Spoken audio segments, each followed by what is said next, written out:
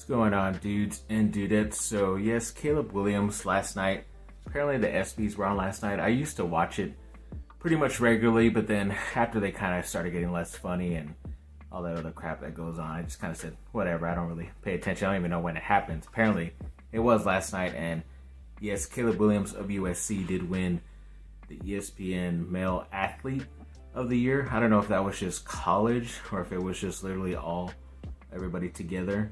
I did see Mahomes up at some point, but I don't know if that was like certain thing else he won. But it does say on there, Male Athlete of the Year. So either way, if he was against everybody, that would be pretty cool honor for him to win. At least he was recognized that much against all those other great athletes as well this last couple seasons. But either way, still pretty good thing for him nonetheless. And then a future, hopefully USC quarterback. He's from the 2026 class. His name is Julian Juju Lewis, and apparently he has put USC in his top 8. It's not a final 8, but it's definitely the top 8 that he's looking at. And I remember him within like the last couple of camps that they had the past couple of months that he was there, and I think it might have been when he finally got offered officially by Lincoln Riley and the staff. So that's pretty cool that he's already considering them. Even though he's probably going into his junior year, something like that, his sophomore year. Yeah, that's pretty crazy to think about that these guys are already contemplating which schools that early, but it's just the type of work when it comes to recruiting that these coaches have to do way early in advance, and it's just amazing. And it's like I always say, it's a good sign that your head coach is doing that because he plans on staying and thinking about his future at the school compared to just maybe going into the portal, the transfer portal, and getting guys right now because he thinks he's going to leave for the NFL or something like that in a year or two span. So either way, I think it's pretty cool, and definitely looking forward to see if this guy ends up getting on the team because he has an ex-nickname of an ex-USC wide receiver that I liked a lot as well, Juju Smith-Schuster. Definitely looking forward to see if he ends up on the roster. And then the MLB draft was pretty recently. Pretty interestingly, that Deuce Robinson, who was the top incoming tight end / wide receiver freshman for USC football, did not end up getting drafted. I know a lot of people thought if he may have gotten drafted this draft that he would have ended up maybe not playing in college, especially football, but looks like he wasn't drafted and will end up staying obviously on campus at USC. So I guess at least for 1 year, that's a good thing. Pretty sure he's still talented, but just I guess not talented enough to get drafted. And I don't know how many rounds they do because a USC baseball player was drafted in the 19th round by the Florida Marlins. I remember them as the Florida Marlins, but I think they're the Miami Marlins now. But yes, his name was Johnny Olmstead. I remember that name during the season. He did pretty well. But yeah, it's pretty crazy how far those drafts end up going when it comes to rounds, and I don't know if that means like they have his rights or if he's going to automatically end up going to the league next season. So I don't really know how the baseball stuff works out. It is kind of a bit different from the NFL and NBA drafts. So either way, it's a nice positive thing for the USC baseball program because I'm pretty sure within the next couple of years they will have, a lot of guys drafted from that team, in my opinion. So On3 recently updated their top 25 when it comes to their recruiting classes, and USC did move down one spot to number 5. I forget if it was either Alabama or Michigan that's right ahead of them that jumped them. It could have been Michigan because Michigan has gotten a couple more recruits as of late than USC. I know Alabama doesn't even have as many recruits as USC, but the quality overall of like the high 4-star and 5-star players that they do have apparently is getting them ranked higher. But either way, USC is still in the mix, especially with a lot of these guys coming to set their announcement or commitment in July and maybe the month after. And obviously, like I said, it doesn't even matter if these guys say yes or no right now. You still have months to change their minds and persuade them and all that good stuff. So either way, at least USC knows they're in the fight for a lot of these guys and have a chance later in the year to persuade them. But yeah, either way, still being around number 6, top 6 overall in the top 10 is not bad, in my opinion. Then the House of Victory had a recent signing with another USC football player from the defensive line, and that was Sam Green. He's a true freshman, I think out of like the DC area as well. He was only considered like a high-level 3-star, but during that spring game, when he had to step in for a couple guys who was injured, he already looked like he was one of the starters and could definitely contribute as a true freshman and probably be leaving after 3 years, if everything goes well with him while he's at USC. But yeah, he's definitely one of the big-time gets this last recruiting class because he definitely looks talented enough to at least help you not only depth-wise, but even step up in there too if they need him for any injuries later in the season. Knock on wood.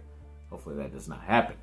And then, yes, the House of Victory also did recently say that they're joining this type of collective group where there's another bit of collectives like them of ex-players and people of the university that help these student athletes with their name, image, and likeness and help get all that revenue and stuff.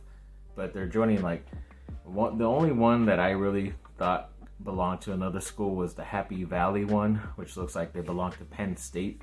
So I wonder if this is just a bunch of collectives from the conference they're going to be going into in the Big Ten. So there could be like an Ohio State one and all those other stuff, because I think this only happened because in Tennessee they did a thing where a lot of those collectives out there for those schools, and I think the SEC schools kind of came together. Because there's going to be this whole thing of if this stuff is legal or illegal when it comes to the government, and once they finally step in, I think all these collectives just kind of want to be able to get all their ducks in a row to make sure they're following the rules and everything is copacetic with the government when they do finally look into all these things. And if they're more as a collective and kind of looks like if they're more of like a union basically for all these student athletes instead of just kind of going on a whim and signing all these players and athletes and stuff to all these contracts or whatever ad stuff they get. So either way, it could be pretty interesting. It's a nice thing that the House of Victory, the one that USC's involved with, is kind of leading this push for this new collective out here. So that's pretty cool. It's obvious how great this new thing has been for the USC students, and it could be even more beneficial to a lot of the people that want to join USC, or even those other collectives that are involved with the USC collective as well. I think it's called something different now. It's called like the Collective Association. So that's pretty interesting. So we'll see how that goes in the near future. So yeah, I think I wrote this down. I skipped over it and I've had it ever since because I don't think I've talked about when Duke is having to play against Arkansas in the SEC/ACC challenge. I don't know if I did talk about it. I could be talking about this again, but I still have the picture in my YouTube folder, so I'm gonna talk about it officially. So yes, USC did get kind of the crap end of the stick when they have to go on the road to play against Arkansas, who has been a pretty good team as of late. I forget if it was this last year, no, I think it was 2 years ago in the tournament. Duke did beat Arkansas to go on to I think it was Elite 8, maybe the Final Four, I forget, but yeah, so I'm pretty sure they're gonna bring it during that game. But yes, it could be a nice opportunity, especially on ESPN, for Duke to play against a really talented team. Seems like John Shire is wanting to play anyone and everybody, which is good because it gets your guys show there's abilities out there, but it's still tough because you're playing against some good competition and it might hurt your standings overall in the tournament. But if you're good enough, it doesn't matter where you start in the tournament, it's how you finish apparently. So yeah, it could be very interesting to see how this game turns out. But yeah, it's gonna be like November 29th, something like that, so pretty early in the college basketball season.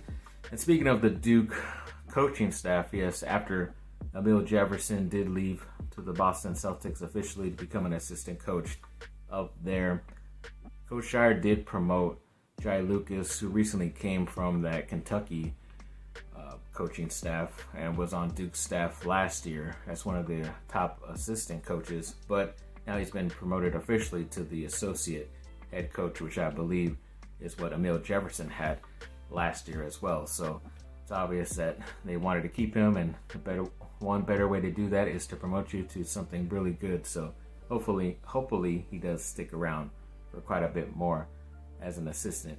And then they also did promote one of their grad assistants who I believe was an ex-player at Duke, Will Avery. He's kind of before my time when I became a true fan of Duke basketball. But yeah, he was an ex-player, has been a grad assistant, and now he's officially been promoted to one of the assistant coaches as well. So congrats to him. Obviously, it's a nice thing. Especially it's cool when Duke always promotes and gets, their own guys that once played for the university to coach on their roster. So that's always cool, in my opinion. And then the NBA 2K game is going to be coming out soon, I believe. And of course, since it's for 2024, it's always weird how the next year's game comes out the year prior in 2023 or whatever. But of course, since it's 24, they obviously had to put Kobe Bryant on the cover, and he has a couple of different ones like the Black Mamba edition as well, which look pretty cool. And I think is actually an edition of the cover of like his first couple years when he wore number 8. Then that Black Mamba edition is when he was number 24 as well. So it's gonna be pretty cool. See those out in the stores and online and stuff. But yeah, I haven't really updated, been playing those type of NBA games, so I might have to get a little chance to play it here and there. Maybe I'll somehow go to Best Buy. I don't even know if Best Buy does that anymore, where they allow you to play games. That was like one of the best parts of going to Best Buy in the past, which really wasn't that long ago. But yeah, it's pretty crazy how everything has changed. So Cleveland Browns free agent John Johnson was recently spotted working out with some Chargers teammates out here in LA. Apparently, it's not that surprising to see some athletes working out together, especially in LA, because there's a lot of good people who work out and stuff out here, or trainers and stuff like that. They're mostly based out here, so it's not that surprising that other players from other teams would do that. But because he is a free agent, a lot of people are kind of wondering if this will lead him to signing with the Chargers. But I don't think it's like the NBA, because the NBA is kind of weird where when it's the off season, you're able to get in a workout anywhere. So a team that could probably play for Oklahoma City and he's working out with this trainer in LA can go work out at the Lakers or Clippers facility, and it's not like he has to pay or he's not going to be kicked out of there. But because he's part of the NBA tree, he's able to go in there and work out and all that stuff and use the amenities to his own doing. So it's pretty interesting how that works. I don't know if it really works out the NFL wise, so I don't know if any NFL player of another team could go into, like, say, the Chargers facility and start working out and all that stuff. That's why I don't think that's what happened here, but it could be like an off-season workout in LA. They were spotted with him, so maybe that's an indication that he could be coming, build up that chemistry already. But it is kind of weird how good of a player he is and has been, and for some reason has not signed yet. So who knows? We'll see. But yeah, definitely looking forward to that.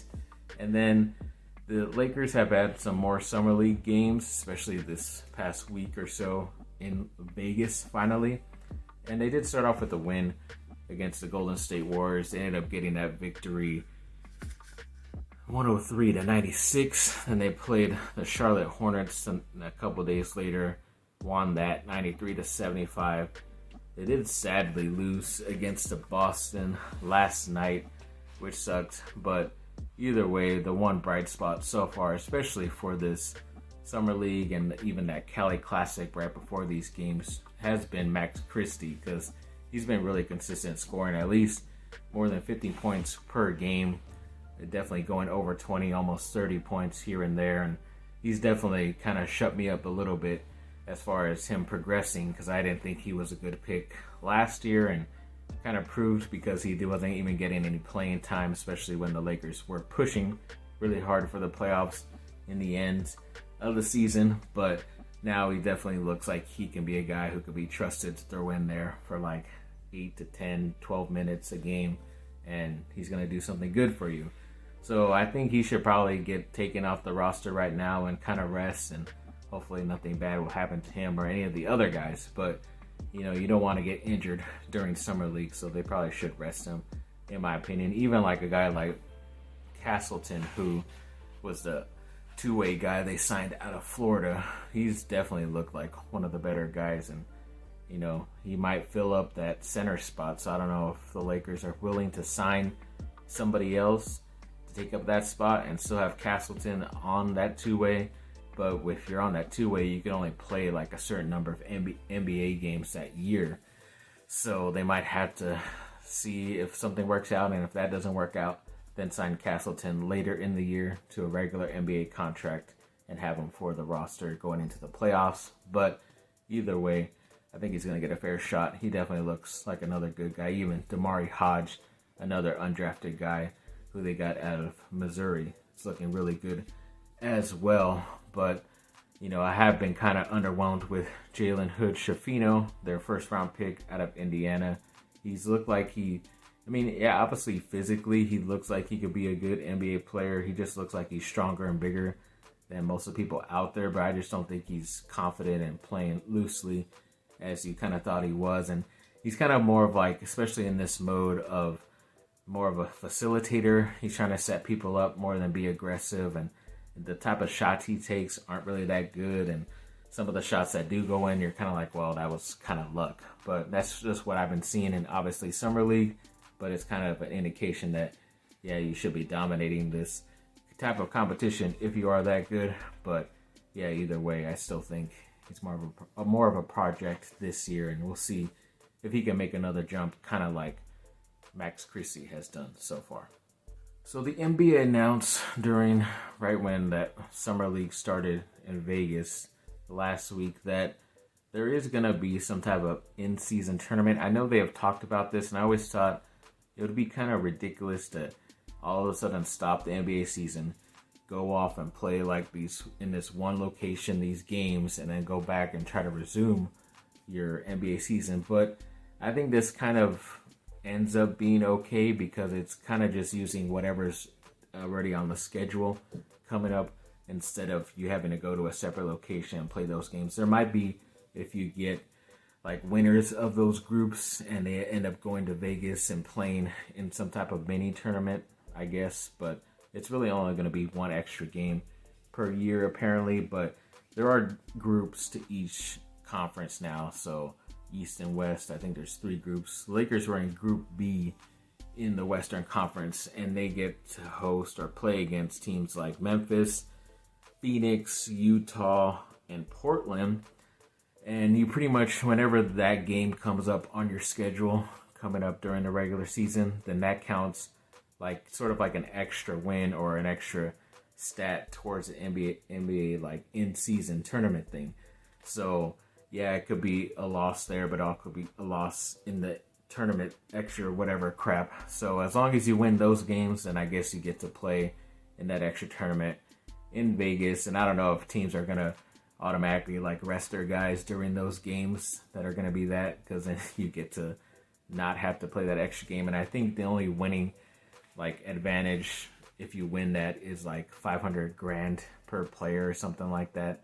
So I don't know if it's really like a thing any of these guys who are getting paid millions of dollars are going to want to really care about. I know they do this type of thing in soccer, but soccer is a bit different to where I guess you could do this type of mini tournament and then go on to the regular play tournament. But I don't know if really all these old NBA players are really going to do that when they're getting paid as much as they are. So I don't know. It could be somewhat interesting for the teams that really take it seriously, but if the older teams start like sitting their main best player on that one game, then you kind of know how they feel about it. Either way, it's pretty confusing, but either way, yeah, we'll see how it ends up going. I know the Adam Silver, the commissioner, really wants this to happen, but we will see. Then I end off with some miscellaneous news. Yes, one of my favorite shows as of the past couple of years, Reservation Dogs on FX. It's finally coming to, I guess, it looks like their season 3 finale or their series finale. I did finally was able to catch up on like the last 2 or 3 episodes of the second season, and I thought it was really good. It ended off on kind of like a cliffhanger. I kind of just assumed they were going to have another season because it's been going good so far, but yeah, to watch the trailer for the new season the other day and it said it's the final season, it kind of hurt a little bit, especially knowing that it's coming out around August. So it's going to be coming up soon and ending soon. So that sucks. But either way, thought it had a nice run. It's a nice little show. Nice, like Taika Waititi's involved with it. But Sterling Harjo is the guy who pretty much created it and is mostly the director and writer of the show. And he does a really good job. He's a pretty funny guy. And it's a nice look into the Indian culture as well. So if you have a chance, go check it out. It's definitely worth your while. And then Untold is a documentary series, I think, or something like that from Netflix that kind of go through different sports stuff, sports stories that I guess didn't get their main story. I forget if Manti Te'o's thing was on Untold. I know it was a Netflix documentary. I don't know if it's part of that specific series, but it looks like they're going to be doing one on Johnny Manziel, which is pretty fun because he was probably the most popular football player at that time. And yeah, you kind of wished his game would transfer to the NFL, which it didn't very quickly. And he's always looking like a party dude off the field and having too much fun, but he's still producing and playing really well and won the Heisman that first year he got his first time really starting.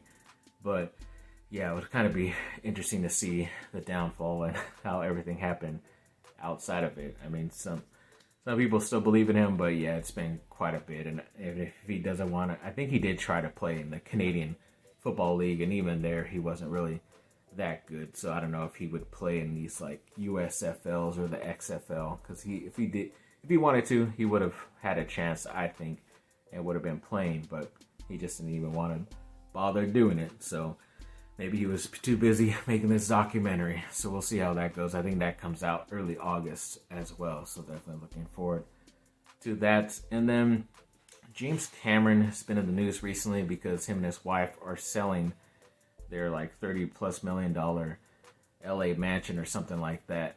And I guess the main story that happened as to the reason why is because he said he's obviously going to be down in New Zealand, in Wellington, working on the multiple Avatar sequels that are still in production. And yeah, apparently the next one's done, but even those dates are all pushed back one extra year from being released. So I think next year was supposed to be the release, but it's actually like 2025 or something like that for the third movie. So it's pretty crazy that we have to wait so long, but he's working on those. And he even mentioned last week that he wants to do like a Terminator sequel, or I don't know what he wants to do with Terminator again, but we'll see if that even comes to fruition. But he also mentioned too that he's going to be kind of posted in New Zealand and in Austin, somewhere in Texas, because he also wants to work on sequels to the Alita Battle Angel series, which obviously I really liked that movie. I thought it was very cool. I'm like a sucker for good sci-fi movies, and I thought they did a really good job, not only graphics wise, but even a good enough story to keep you going along. And I didn't even know it was part of like some, manga and all this comic book stuff prior to it, but it seemed like a pretty cool story either way. And there's a lot of like stuff that it shows you what happened in her past that you would want to see. Like she was like a major warrior, like in wars and stuff. So it would be pretty cool to see some of that stuff. But yeah, either way, he says he wants to work on multiple sequels, which is pretty crazy because of how pretty much full his plate is. And, he's getting up there in age. I think he's in his late 60s already. So if he gets Robert Rodriguez, who helps direct that first one, to kind of get the ball rolling on the other stuff, then I think it'll be pretty cool and easier for him. But either way, looking forward to it if it does, and if not, then we still have the first one, and that's all it is. So yes, thanks for watching, people. Like and subscribe, comment down below, let me know what y'all think. Have a great rest of your day. Bye.